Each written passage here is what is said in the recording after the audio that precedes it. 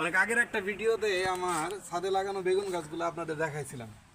ওই যে হর্টিকালচার থেকে সংগ্রহ করা বেগুন গাছগুলো, আলহামদুলিল্লাহ এই যে আমাদের বেগুন গাছের এই যে প্লট 1 প্লট 2, আমাদের এই বেগুন গাছের জিনিসটা আপনাকে একটা জিনিস দেখাই, সেটা হচ্ছে এই যে প্রত্যেকটা গাছে কিন্তু আল্লাহর রহমতে আলহামদুলিল্লাহ ফুল চলে আসছে।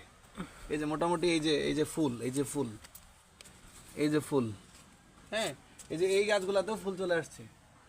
হর্টিকালচারের গাছগুলা সত্যি খুবই সুন্দর হয়। হর্টিকালচারের চারাগুলো একদম মান নিয়ন্ত্রিত চারা হয়, তারপরে এদের মানে উৎপাদন ক্ষমতা আলহামদুলিল্লাহ ভালো হয়। ওই যে হর্টিকালচার থেকে সংগ্রহ করা একটা আমার কাছে আরও কিছু টমেটো গাছ ছিল। এই যে টমেটো গাছগুলো আলহামদুলিল্লাহ, এই যে এটা কিন্তু টমেটো ধরে গেছে, এই যে আলহামদুলিল্লাহ টমেটো যথেষ্ট বড় হয়ে গেছে, এই যে একদম এক ছোড়া টমেটো। তো টমেটো গাছ আমাদের এই পাশেও আছে আলহামদুলিল্লাহ।